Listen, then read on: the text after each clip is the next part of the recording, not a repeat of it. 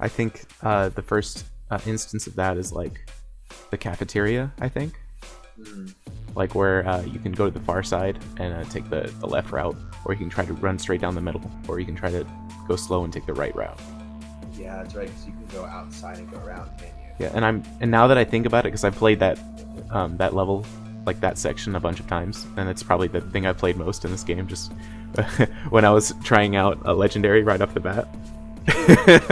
Wait, you tried to play legendary? Yes. I was playing with friends, and we were playing on legendary, and then I started this one up, and I was like, I'm gonna do this solo. I'm gonna do it on legendary. I'm gonna see what this is all about. And I got through the first 3 grunts easy, and then you go into the cafeteria, and then you just die for a year in a row, and you never get any farther, and you're like, why did I do this to myself?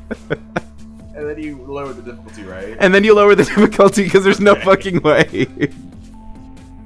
It was just so much to like right off the bat to do that. Oh man, yeah, I didn't.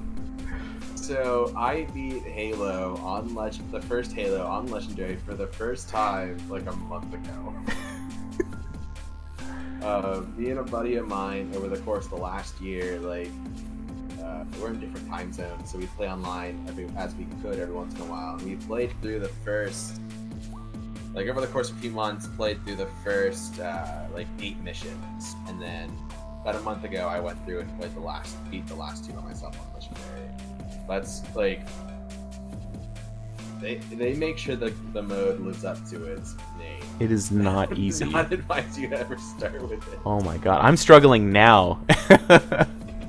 On mouse and keyboard too. I don't know if they behave differently based on how my inputs are, but I mean, I can't not play Halo on controllers. I have no idea. From what I hear, mouse and keyboard's supposed to be better. I have an Elite controller, so that probably helps. it's not about that. It's. I would say that the only reason that they're different is because of the time it takes to turn your head. Like first-person shooter, I can. The faster you move the mouse, the faster you swing your head. So like I can snap it's all about like snap mechanics. If I can snap to the enemy before you can snap to the enemy, technically I would win in most situations. That makes sense. So it's if you can, but like you have more control with the controller, and if you're really good at your timing, you can do a sweep and like hit it right on. And like that's the like the biggest difference between the two that I've noticed. See, I've always heard it's how precise you can be with aiming that makes the mouse the superior option. Because you can, like, with a controller, I have to, like, negotiating with my thumbstick to where to get my cursor in the right spot. As opposed to the mouse, it's almost like point and click. Exactly. So that's the thing I've always heard. Now, the reason I bring up the Elite controller is because it's a much higher quality controller and you pay for it. But it makes all of that experience. So I feel that disparity left. With the exception of course I can't snap around as easily. Exactly. But I'm a controller man, and especially with Halo. Like it just feels weird to not. That's what happens when you play a franchise. Exactly. I feel like if you're as used to it as you are, or someone who's grown up with the Xbox, it's probably better to just use controller and not even try to learn like a new way of moving. It's not really necessary. Yeah. But the only reason that like I picked it up was because of computer games. Yeah. Like a lot of them, there isn't a controller to plug in until recently, and like the Xbox One, where it was made like more accessible. That you really just couldn't do it before. You had to like reprogram your actual controller to like do anything with it. Yeah, one of the nice things with Windows 10 is they've made like for Xbox controllers, they make that a built-in feature, and they even have their own little app so you can mess with it, do different things. And I've been very happily surprised the amount of games where like I'll have loaded up the game on Steam and afterwards went, wait, I kind of want to play this controller instead, and then just plug my controller in, it just worked immediately, and it's like, what? Yeah. Never would have happened. You would have had to like exit the game, mess with settings forever, and then maybe it would work. I remember that, dude, I'm going through the tutorial right now, and it's doing the inverted. Yep. And didn't we talk about how the reason you play inverted is because of something like a settings thing that was just random at the beginning? You know why I play inverted? There must, like, both me and my brother have always played invert. And, like, I would have mentioned at some point before this, me and my brother grew up playing co-op games together. And then we played other games too, but we always played inverted. That was something that was peculiar to the two of us. And most people we've met in life do not play inverted. I've met / heard of a couple, but I don't know why that started. Now I know, literally, I play inverted because Ryan does. That's my brother. I'll probably edit his name out. But I play inverted because my brother does. Like, that was something my older brother decided to do, and then he was like, "Oh, you should do this too," and I did, and I was like, "Perfect." And that's just how I've always played. There was a brief time in college where I randomly switched back. Like, I hadn't played for a while, and then I played a game in inverted, felt weird, so I played uninverted for a year or two. And then I stopped playing games for a while and came back, and uninverted felt weird, and I played inverted again ever since. So, like, weird things like that happen every once in a while, but what was I gonna say? But right, so my best guess as to why we play inverted is there must have been some early game we played that had that as an option or had that as the default, and maybe it was some flying game. Because flying games had inverted controls to feel more like a joystick. But that's just how we always played it, and so that's how I, for the most part, with a rare exception, play it. But a couple. I'm trying to think. Did I answer your question? Yes. What I was going to say.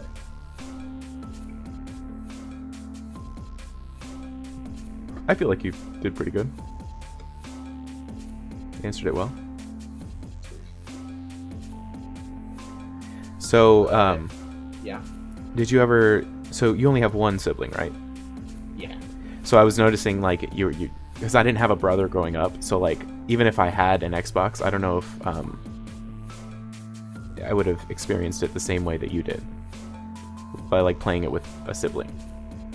Because my sister was never into anything like that, so it's really interesting to hear that it was not just a personal, like, I played a good game or, like, I watched a good movie style. It's like I experienced it with another person, and that was part of the reason that I remember it so fondly. Yeah, and that's a big part of it is like that's something I hadn't really thought about, but you're right, because I haven't really I have definitely played Halo more cooperatively than I have by myself, and I've played it a lot by myself as well, but I've played it so much more with other people. It's always been like a sort of community thing, something I do with other people. Halo specifically, with video games in general as well. That's really interesting because I think I've had maybe more of an opposite experience. Games have been something where I've gone myself to escape from, rather than seek a community first and foremost. Yeah. Which, yeah, that's weird because, like, I've never really done that, and No, it's just different people. Yeah, and for me personally, I've been really grateful for it, especially with all the pandemic and quarantines. Well, I feel like even people like me are also grateful for that too. Yeah. So like for me, like the quarantines and the pandemic has highlighted this, but like right now, it's my main form of social interaction is playing games with people, and.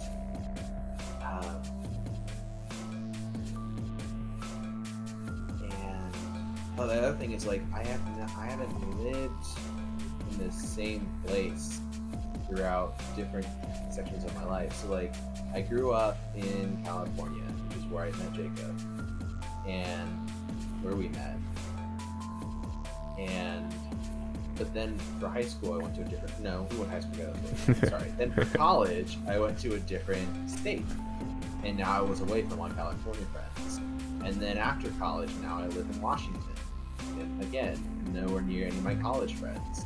And so video games has been a nice way to keep up with people. So like the friend that I mentioned earlier that I played through Legendary with, he lives in Indiana, I think. And we know each other since preschool. He might be on this podcast at some point, we'll see. And you, Jacob, we moved in California, and now this is how we like kind of keep touch and interact. Wow, now, and that's what's always really nice. The other thing that I really appreciated, though, and this is kind of like the current version of my Halo journey, is my wife plays Halo now. She got stuck on a boat in the middle of the Pacific, and the only thing to do was play Halo Reach, and so she did, and she loved it. And now I've gotten her to play most of the other ones. We play Halo 5 together a lot online. She's far more into multiplayer than I am. But it's just it's like I said, it's something I've always done with other people. And with those people aren't around, I tend not to play it as much. I feel that. But sorry, I'll probably edit that part out and put it somewhere else. Maybe Yeah, you can edit however you want. Intro video, but did you have anything you wanted to say, or I was gonna go into some like random? No, go ahead. I feel like with podcasts, it's best to not really like anchor yourself to any specific thing. Like obviously you have a thing you're talking about, but if the conversation changes to something not related to the main subject, I feel like that's totally fine. Like honestly, I like hearing that too. I agree to an extent. For example, there's one podcast I listened to. It was a Halo podcast, and I was there to listen to about Halo stuff. And then they spent 30 minutes talking about some book that had nothing to do with Halo, and I was like, I'm out. Yeah. Because I'm here to listen to about Halo, not some random book. You know, that's actually really good insight as to podcasts in general, because I feel like that's the first conversation has to be about what the podcast in general is about. Exactly. And they hadn't yet sold me on their dynamics as people for me to want to listen to them talk about anything. Whereas there are some podcasts where I would listen to them talk about anything, at least sometime, because I like them. But yeah, so like in terms of exactly, especially when your podcast is about a specific thing, I think some tangents are okay, but in general, you need to keep it at least a little focused, or mostly focused around that thing. Which is why I mentioned, especially the part where I talked about my wife. I think that's fine, but probably not in the Pillar of Bottom episode. Probably more the intro episode. Right. Yeah, that's fine. I mean, if you have the clip, you can put it in anything you want. Exactly. So, do you have anything you wanted to add before because I was going to have us talk about some like just random notes about this level. To see if you like just things you might not have noticed. Yeah, no, point it out. Start at the beginning because I'm still in the opening fight sequence. So actually a couple things in case you guys have any our non-existent listeners haven't played this game before or started playing them for the first time recently, maybe with the PC updates. But when you first go into the bridge, or in the bridge, I already pointed this out to Jacob earlier, so when you first walk in, if you look, instead of going into the bridge, you look left, there's a poster on the wall. Oh. Or a billboard on the wall, or a poster board, something like that. And they have different things tacked to it on the original graphics versus the anniversary graphic. And I really love it because some of them reference each other. So like, one of the original ones is Lost Calico Cat answers to Jonesy. You go into the new one and it says Cat Found, but it's a possum for one thing. And then it says, have you seen my goose? And that actually, I don't know if you've noticed that one, but it's a picture of a goose with a golden egg, and that is a reference to Marty O'Donnell, the composer and audio director for the original Halo trilogy. Interesting. And all of the Bungie games. So, yeah, so he was one of the two composers, the other one being Michael Salvatore. But then Marty O'Donnell's role, he was the audio director. So he was in charge of every single sound you hear in every Halo game made by Bungie directly. And what a portfolio, by the way.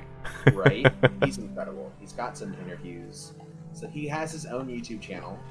So if somehow you're listening to us and you haven't subscribed to that, go do that. Like, don't even bother subscribing to us. Subscribe to him first. Anyway, he's got his own YouTube channel, and he's got his own gaming company now, and he's done a number of interviews with different Halo YouTubers. But so the Golden Goose thing, that is a saying that he made up that he likes to say called oh fuck, I don't know what it is. Oh, we probably shouldn't curse. No. Anyway, is that what you want? By the way, because that's kind of important rules. Yeah, that's fine. I'll just we just haven't anyway. So yeah, I wouldn't say that. If I get upset, are you still okay with it slipping out as long as I'm not like using it all the time? Okay, cool. I might yeah, whatever. With some Halo sound effect or something. Oh yeah, that's fine. Like the shield sound effect or something. I know there's a Doctor Who podcast that leaps out curse words with the Sonic Screwdriver sound effect. They're great though. Anyways, yeah, if I'm posting to YouTube, I'll probably have to do the same thing. The saying is something like treat well the goose that lays the golden egg or something like that. And basically it's like if you have a goose that's laying a golden egg, you treat it well because it's the source of the golden eggs. You don't treat the golden egg well, treat the goose well. Keep it well and it'll keep laying you golden eggs. And basically that's kind of like review his career through that lens. You can see where that kind of comes from with him because Bungie was the golden goose. And, the golden eggs they kept producing with the Halo games. And then eventually they left Microsoft and went to Activision. And Activision did not treat the golden goose well. And they put out the first Destiny at its release date, which was not a golden egg by any means. According to some people I've talked to, it's become one since then. Same thing with Destiny 2, but there's just a lot of drama that happened there. A lot of corporate shenanigans. Marty getting fired and then having to sue for his rightful pay and just a bunch of crap. There's a reason he owns his own company now, unfortunately. But yeah, so this thing, it's just full of Easter eggs on both sides. And it's a lovely thing that I didn't notice for years until I finally joined the Halo Reddit and someone pointed it out on there. And I was like, what? Shout out to our Halo, by the way, Halo subreddit. The other thing with this level, and you, I think, already knew this, but you did it for the first time today when you played the level, is if you go back after you get your first gun, you can kill the bridge crew, but they will send some Marine, super soldiers to kill you too, and you will not win, and it's fun. Yeah, I mean, when all else fails, just wreak havoc. Who cares? And then the last thing I have to point out that I haven't already pointed out is as you go through the level, I don't know if you noticed this because I didn't notice this for years until a year or two ago. Again, someone else pointed it out.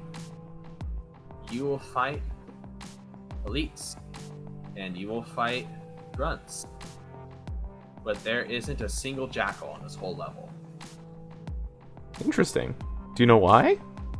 Yes. So that's part of this game's overall design, not theme, not mechanics, design theory of how they made the game. Is everything in it, they introduce it to you slowly over the course of the game. And this is relatively common in games that, you don't learn all the features at once. You don't get shown all of them at once. You get new features as the game goes across. But the way Bungie did it in this game, I think, it's one of the things that makes this game a masterpiece, is how smoothly and fluidly they did it. So, to the point where you don't even notice. In this whole level, you have 4 weapons that you have access to. The human pistol, the human assault rifle, and then their Covenant equivalents, the plasma pistol and the plasma rifle. That's it. You have 4 guns and 2 enemy types this whole level. Any of the 2 grenade types. Those are your gameplay mechanics to start off with. and you get your flashlight, you get taught your basic things that you can do, but that's it. And then in the next level, they open it up more. The next level, you get jackals and the sniper rifle and the warthog and driving and open areas. And that's how the game goes all the way through until the last 2 to 3 levels, where after you've spent the game slowly learning and mastering these different mechanics, then you get thrown all of them together at once. And I love that about this game. They don't do it quite the same way in the others. Yeah, the simplicity of the first one, where it's just these 4 weapons. Yeah, it's like this sets the tone for like the whole series is to the end. You know, This is how the game is going to play, but it'll never be with just those 4 weapons. Not even in the new ones. They have to show like what they're going to do is they're going to show the new weapons right off the bat. Yep. Because they want like a pull into the universe. And that's why the Halo Infinite reveal campaign 8-minute demo thing. You start off like the first guns you see used are the pistol and assault rifle, and some grunts have plastic pistols, etc. But then the rest of the demo, it's him picking up these are the new weapons in Halo Infinite kind of thing. Yeah, exactly. Which makes sense. It does. But one of the things, and we've talked about this before, but one of the things that makes Halo is its sandbox, and that is the collection of mechanics. Like, that's a term that used to refer to the collection of mechanics and guns and gameplay elements that come together to make the game. And every Halo sandbox is different. The Halo 1 sandbox has 2 things that kind of set it above the rest. And that is its simplicity and its perfect balance. Because every enemy in the game has strengths and weaknesses, has things that they do, that they will how they will react to situations reliably every time. So that when you, as some Halo YouTubers have put it, when you play Legendary, it's like playing chess. And with 1 or 2 rare exceptions, when you lose, you know why you lost. And it isn't for some bullshit reason you can't do anything about.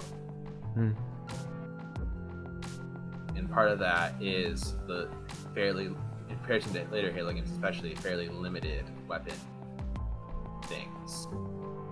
But Halo 1, more than any others, I think, really does a good job of introducing you to the sandbox smoothly and subtly over the course of its runtime.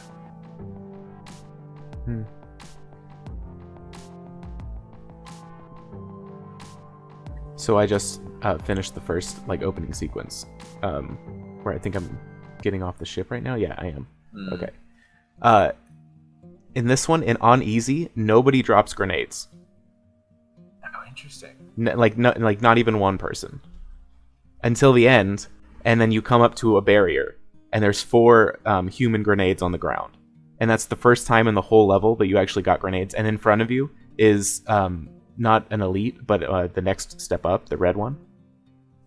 And you can blow them up with the grenades that you just found, that you are celebrating over. Because this whole time, I've been like, where's the grenades? I've been trying to throw them, but I haven't picked one up.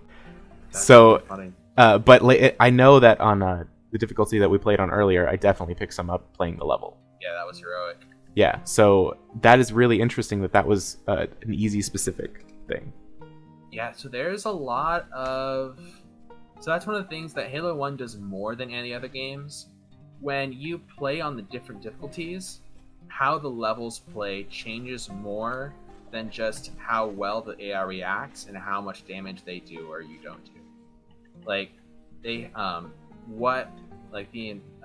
The makeup of the encounters will change. Weapon placements will change, like you just mentioned. For example, there's some weapons that will appear on levels in one difficulty and not another. For example, there's one level somewhere in the game where you can get a shotgun there on easy, but not on anything higher. That It was one of the other things I the really one where liked. you're Yeah. going into where the flood are. What I'm referring to, I think, is a lot earlier than that. Okay. You know, because I have absorbed like some of the Easter eggs, and I know that on that level, there's a shotgun in the middle of the swamp, only on easy difficulty, and it's not on any other difficulty. Yeah, that might be the example I was thinking of. I was thinking there was another one too, but that's definitely one of the examples because that was the first Halo game. Is the only Halo video game that has a novelization, and the guy that wrote it, you can tell he played through it on easy to write it because he mentions, I think, that shotgun specifically. That's only there on easy. Yes, that's the clip that I know of. Yeah. That's actually, a lot of people don't like that novelization. I really enjoy it. It's just interesting to read the novelization of a game, especially a Halo game, because they don't have any except for that one. And then I enjoy it because it adds stuff between cutscenes. Like a lot or just like little bits?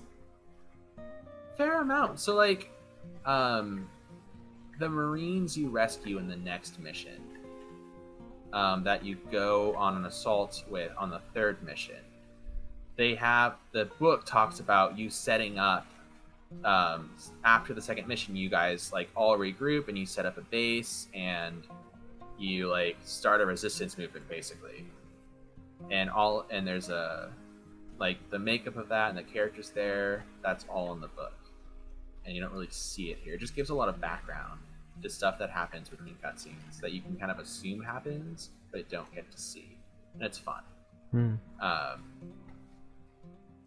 I enjoy it. But going back, there was something I was going to say about this level, but it's gone now. Never mind.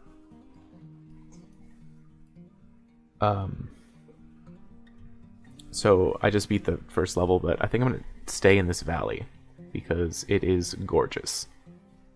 Right? For the rest of the recording, I'm just gonna explore and like walk around and look at stuff. Mm-hmm. Did you play the first level? Have you played it all the way through in both new and old graphics? You know, I haven't really been switching, but I switch every once in a while. Like, when I got here for the first time, I looked at the cliffs, you know, and then compared both of them, and you're like, wow, we have come a long way. Yeah, it's crazy different. But Halo 1, the original graphics has my favorite Halo art style because they were trying to be as realistic as they could, given what they had, but the inability to be able to render too many details keeps the art style very minimalist, which is something I've always really enjoyed with the first game. Its original art style feels very classic, and it's something that none of the other ones have ever quite been able to recreate in the same way. For example, my favorite Spartan armor is the Mark V as it's depicted in Halo 1 in the original graphics. I actually don't like how it looks in the new graphics. It looks really ugly to me in the new graphics. But the old graphics to me is like the perfect armor in Halo in terms of just aesthetics. Hey, do you know console codes? Console codes? Yeah, for PC. So like can you pull up console on PC to like do it like cheats and stuff? I don't know. I don't know that this had that. So I haven't heard of anyone doing that or that being a thing for this game. I've done it for other games. Right. Hit the tilde key right now and nothing happened, but yeah, on mine too. Yeah, because I saw you were playing Vegas. Oh yeah, that's heavily modded. Like, amazing, right? Oh shit, that's a lot of grenades. I just found out what you were talking about. I know, right? The level. There's like 12 grenades there. Just all. Oh, over there's. the thing. Dude, okay, on easy with the needler, I don't think they can kill you. You may be like right. a single grunt, I don't think it can kill me. Like, yeah. Once I kill these guys, I'll go back and find out.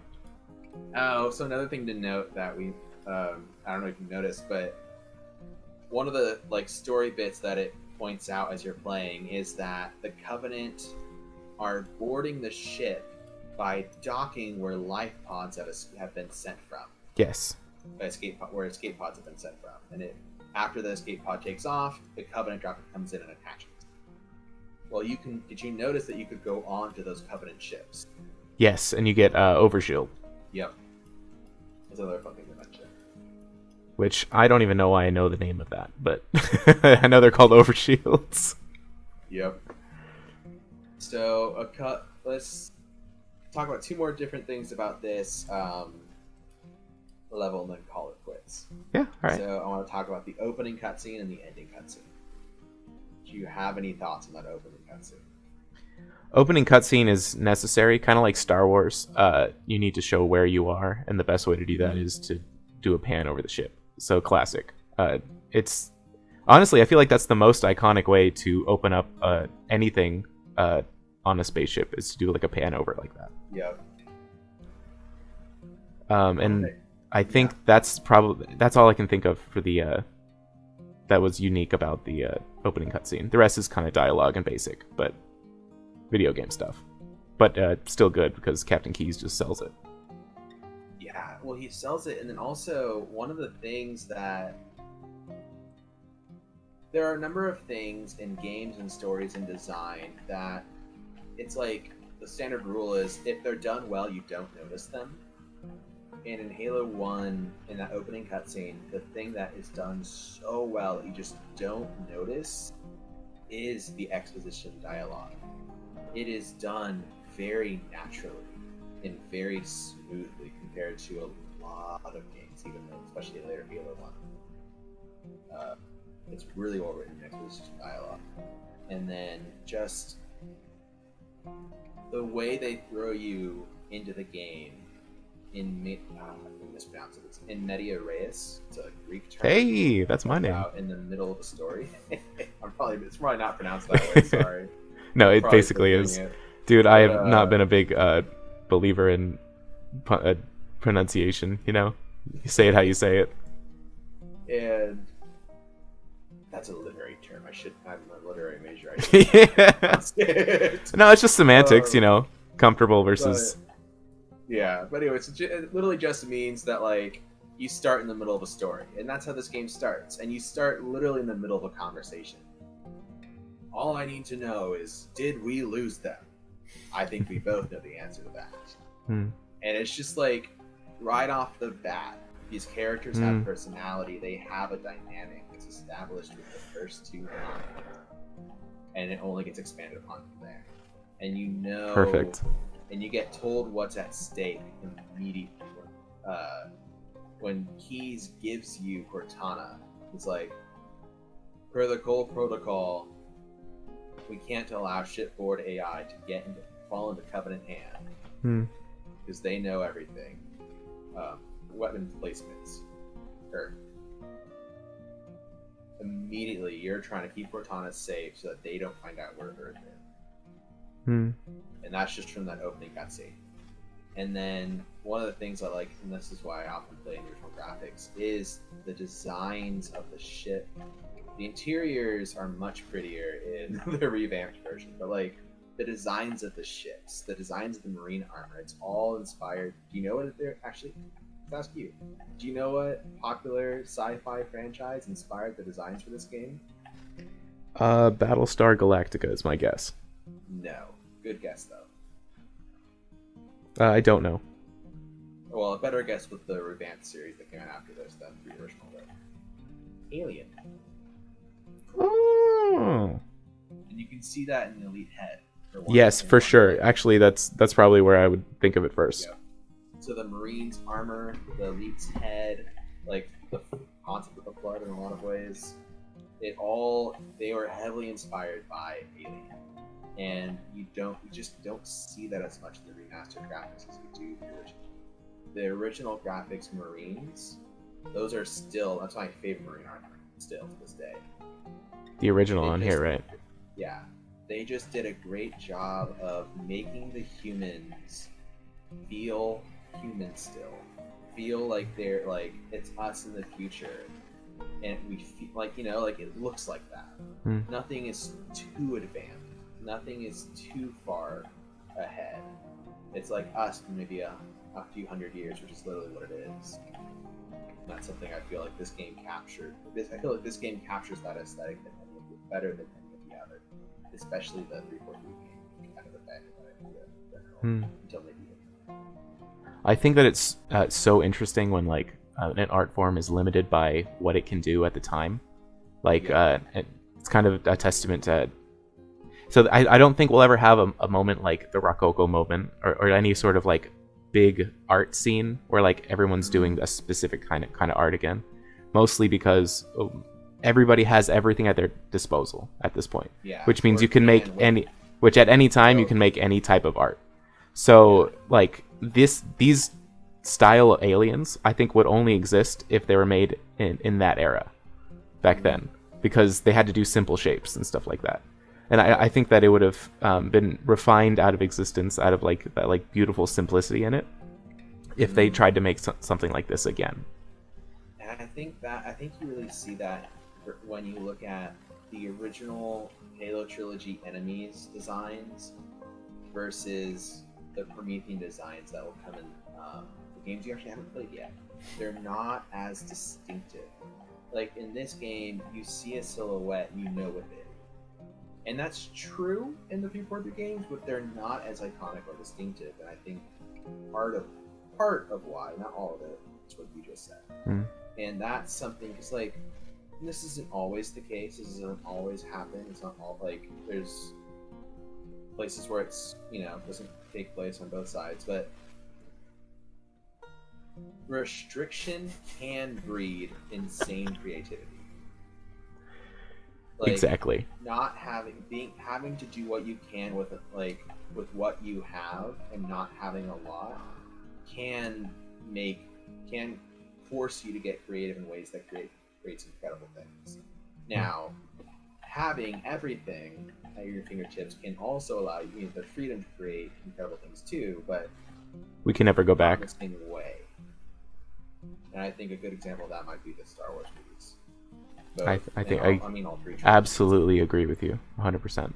Part of like I rewatched the original trilogy recently, and one of the things that really stood out to me is it's not just the fact that they're practical effects, but it's how many things, like how many world building elements that I'd always taken for granted that I'd never noticed that were just practical things that they probably just had to do and had to make because they couldn't do anything else. And I was like, it's really cool what can come of that.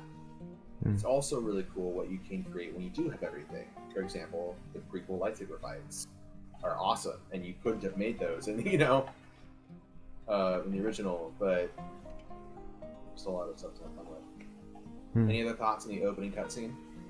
The opening cutscene. No, I think I said. All right. Do you have any thoughts on the ending cutscene of the first game? I think it's.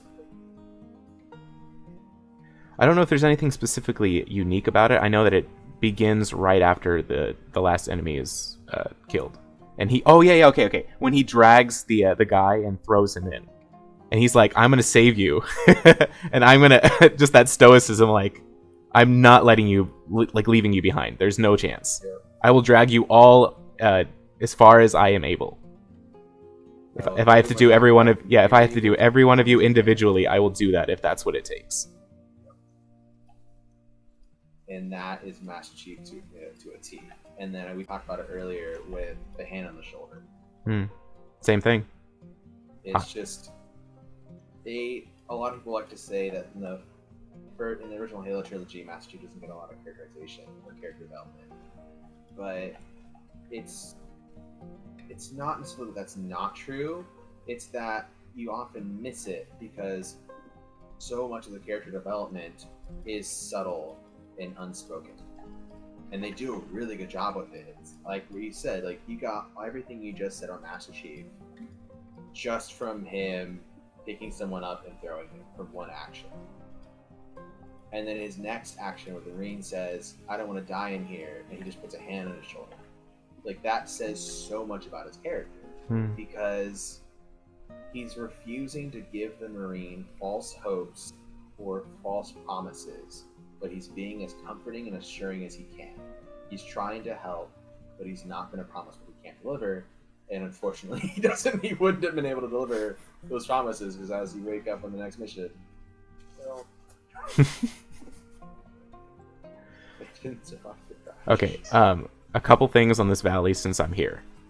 One thing I noticed, because when you wake up in the shuttle, so none of the guys on the inside have guns, like, in their hands. So there's nothing. And where all the guns are is outside on the ground, surrounding the opening. And what that means is they were all holding them, but they died on impact and let it go, and they all flew out the back door. And I just thought that there's something even more tragic about seeing why there's guns on the ground outside of this pod, and it's because they are dead and can't hold on to them. It's not just placed there for level design. It's like there was a story behind why those guns are right there. Yep, and you will see that throughout these games. They do a lot of storytelling with item placement, weapons, bodies, etc. And we'll see that as we go through this. There'll be a number of different points where I'll try and point that kind of stuff out. Some are much more obvious. Like, some of them are a lot more obvious than others. You know what's always bugged me about people? So, like, first of all, there's no shame in loving the new Star Wars, but it's distinctly lacking in nice little details like that. Like, everything that's happening makes sense and is maybe even a good story. It's not lacking like a punch every once in a while. It's like a steady amount of like soft blows and trying to get you to the end and still have a good time. But there's nothing that really like grabs you by the face and just punches you and says, "Look how much effort I put into the world building just by adding this little thing." Look how like there's so much depth, so much more depth in the old ones based on the little things than there is in the new ones based on the little things. Yeah, there's the only one I can think of the sequel trilogy kind of fits what you're describing is the bread that Rey makes. Remember that in Force Awakens? Yeah, that I thought that felt very original trilogy-esque in that way. And the fact that they even like that was real and a real effect and something they created for that scene, that they invented for that scene, I thought that was really cool. For sure. I like the fact that Simon Pegg is the fat guy. Simon Pegg makes everything better. I never would have known that. The only reason I know that is because I remember like they were releasing a clip of working with Simon Pegg on the scene. Yeah. That's interesting because I've actually heard some jabs at that part. Why? Because it doesn't really explain how it works. It just shows. I don't know. I remember someone saying it didn't make sense, but it's been so long since I've seen the movie that I can't even remember exactly how that bread works. How anything works in Star Wars. Any of the Star Wars. They actually do a lot of explaining in the first episode. To an extent. Anyway, we're getting way off topic now. So, do you have any other final thoughts on the first level of Halo Combat Evolved, Pillar of Autumn? I think I'm good. I think I am too, except, Pillar of Autumn. It's a crazy, cool, unique ship name. And it's fan of Halo ship names. We'll encounter more as we go on. And it's a classic ship design too. Like, I don't think there's if something about that style of machinery is like makes sense yet is so preposterous that by like what we see on Earth, like it's like that wouldn't work here, like flying through anything with air, like atmosphere, but it makes total sense in space. Yep. Where it's just a big rocket. Yep. It is a massive rocket built like you would expect a military city-sized rocket to look like. Yep.